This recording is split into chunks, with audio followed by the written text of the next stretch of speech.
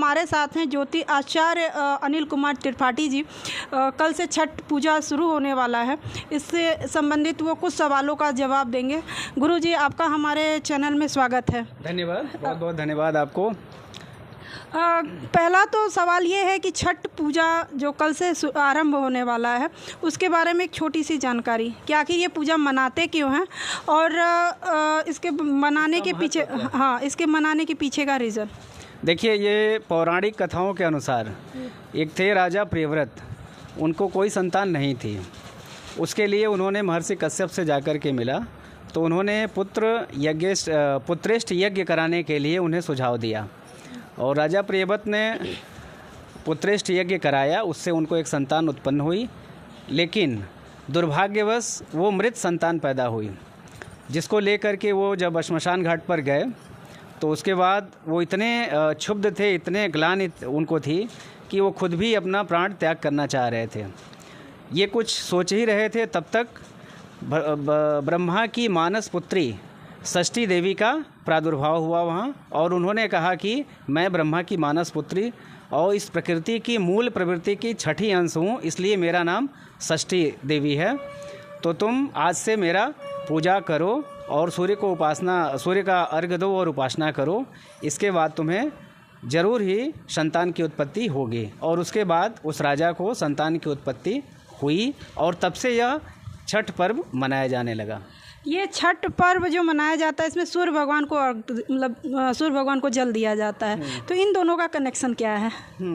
इसका ये है कि देखिए, सूर्य आत्मा होता है और आत्मा का कारक पिता होता है, और जब तक पिता माता दोनों का संयोग नहीं होगा, किसी भी न पुत्र की उत्पत्ति हो सकती, न पुत्री की उत्पत्ति हो सकती। तो इसलिए सूर्य को अर्घ्य दिया जाता है और सूर्य आत्मा का कारक है, और इसलिए सूर्य की उपासना करके ही जब तक हम सूर्य को पिता कारक माना जाता है, पितृकारक, इसलिए सूर्य को जल देना या अर्घ्य देना या उनकी पूजा करना अनिवार्य माना जाता है।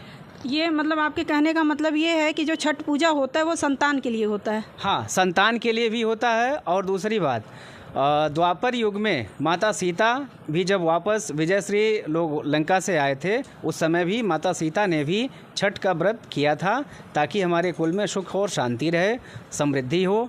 और यही द्वापर युग में द्रौपदी ने भी ये किया था छठ का अनुष्ठान, ताकि हमारे पतियों की रक्षा हो सके और हमारे सुख समृद्धि। लेकिन कई कथाओं में ऐसा कहा गया है कि जो छठ पूजा होता है इसका आरंभ प्रभु श्री राम जी ने किया था, क्योंकि उनके ऊपर ब्राह्मण के मारने का दोष था।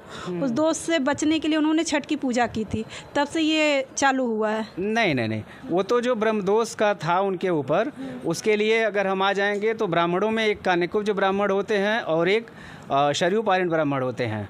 तो उससे बचने के लिए उन्होंने कुछ ब्राह्मणों को निमंत्रण किया भोजन के लिए, जबकि कानिकुब्ज ब्राह्मण कोई भी तैयार नहीं हुआ। कुछ ब्राह्मण उसमें से जो तैयार हो गए तो उनको उन्होंने भोजन कराया और उस शाप से मुक्त हुए। फिर उस कानिकुब्ज के ब्राह्मणों ने उनको अंगीकार करने से मना कर दिया। फिर भगवान ने उनको सरयू पार ला करके उन ब्राह्मणों को बिठाया, जगह दिया, इसलिए तब से वो सरयू पारी ब्राह्मण हो गए। ये कथा है श्री राम की। अच्छा, अभी क्या है कि जो छठ पूजा है ये बिहार में ज़्यादा प्रचलन है। धीरे धीरे यूपी और जो ये बिहार के लोग और यूपी के लोग हैं यही अदर सिटी में जाके वहाँ पे करते हैं। बट हरियाणा या अदर जितने भी हैं, हरियाणा हुआ, गुजरात हुआ, वहाँ के लोगों को इतना नॉलेज नहीं है। तो आप छठ पूजा का महत्व बताइए। महत्व बता तो दिया, उसमें पहले ही आ गया ना। एक तो पुत्र प्राप्ति के लिए है, दूसरा सुख समृद्धि उन्नति और कुल की शांति के लिए है, और तीसरी नंबर जो कहीं कहीं अभी प्रचलन में नहीं है, जो या वहाँ के लोग नहीं जानते हैं, तो इसका एक है जागरूकता। और हमारे सनातन धर्म में जो पुराण पढ़े हुए हैं उनको पढ़ना चाहिए। जब पढ़ेंगे तो अपने आप उसकी जानकारी होगी और फिर वो हमारे पूजा पाठ जो भी है, व्रत अनुष्ठान, उसको करने लगे। अच्छा, जो सक्षम ना हो, जैसे कोई बीमार है या मतलब उसका छठ पूजा में करने योग्य नहीं है, तो उस टाइम पे वो ऐसा क्या करे कि माता छठ महारानी का आशीर्वाद उसको प्राप्त हो जाए? व्रत तो किया जा सकता है। अब विशेषता व्रत ना करने की कंडीशन में रहे तो हाँ, ऐसे में उनके कोई सहपाठी हैं, उनके परिवार के लोग हैं, तो उनको छठ माता से प्रार्थना करके विनयपूर्वक अपने भाषा में, और ये उनको ट्रांसफ़र किया जा सकता है, कहा जा सकता है कि हमारे निमित्त ये व्रत रहेंगे इस साल, और जैसे ही हमारी स्वास्थ्य सही होंगे हम वो व्रत अगले साल से किसी साल से हम रहेंगे, और अमुक इस साल हमारे निमित्त व्रत रहेंगे। ये है उसका। शुक्रिया गुरुजी। धन्यवाद। गुरुजी ने अभी आपको छठ माता की व्रत का महत्व और उससे रिलेटिव बहुत सारे सवालों का जवाब दिया है।